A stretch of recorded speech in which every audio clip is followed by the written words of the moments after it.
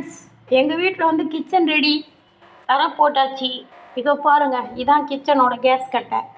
இந்த டைல்ஸ் எல்லாம் சும்மா எதிர் வீட்டில் இருந்து பழைய பீஸ் நானே ஒட்டி வச்சுருக்கேன். நடுவில் ஒரு தட்டு, அது கீழே ஒரு கட்டை.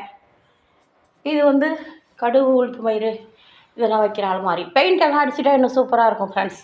இங்கே வந்து ஜன்னல், இந்த ஜன்னலில் இதில் வந்து சிங்கு இதே இருக்குது பாருங்கள். இந்த சிங்கை வந்து இந்த ஸ்லாபுக்கும் இதுக்கும் செட் பண்ணிவிட்டு இதுக்கு மேலே இந்த இடத்துக்கு மட்டும் டைல்ஸ் போடணும், அவ்வளோதான். இது வந்து முந்தா நேற்று இந்த வேலை நடந்துச்சு ஃப்ரெண்ட்ஸ். இது வந்து ஜாமான் ஜெட்டு அரிசி பருப்புலாம் வைக்கிறதுக்கு உரியது.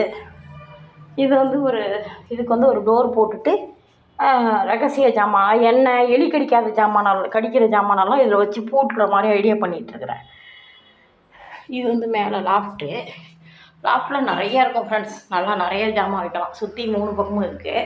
இது வந்து என்னென்னா பழைய வீடு ஃப்ரெண்ட்ஸ். பாருங்கள், அந்த மயில் கலர் வரைக்கும் மெத்த வீடாக இருந்துச்சு. அதை இடிச்சிட்டு மேலே அப்படியே செவுறு ஏற்றி இதை ஓட்டு வீடாக போட்டிருக்கேன் ஃப்ரெண்ட்ஸ். இது வந்து முன்னாடி இது இன்னும் தர போடல. நேற்று வேலைக்கு வந்தாரா கொத்தனார். தண்ணி ஊற்றுனா என்ன செய்யுது ஃப்ரெண்ட்ஸ், இங்கே வந்து நின்றுடுது. இது தண்ணி ஓடுற இடம். இந்த இடம் வந்து ஓடலை, தண்ணி ஓடலை, மேடாக போச்சு. இங்கேயே தண்ணி கொஞ்சம் நிற்கிது. மறுநாள் நேற்று கொத்தனார் வேலைக்கு வந்தாரா, என்னப்பா இவ்வளோ செஞ்சு இங்கே தண்ணி வழியில் வருது, கால் வைக்கிற இடம் வழுக்குது, தண்ணி நிற்கிதுன்னு கேட்ட பாருங்க. ஏன் உனக்கு விளக்குமாறு பிடிக்க தெரியாதா, விளக்குமாரெலாம் பிடிக்க மாட்டியா அப்படின்னு சொன்னார் ஃப்ரெண்ட்ஸ். நான் விளக்குமாறு பிடிக்கிறதுக்கு நீ என்ன என் வாட்ட மாட்டேன்னு கேட்ட பாருங்க. அப்படியே கரணையெல்லாம் எடுத்துக்கிட்டு நான் இனிமேல் இந்த வீட்டில் வேலை செய்யலன்ட்டு போயிட்டேன் ஃப்ரெண்ட்ஸ்.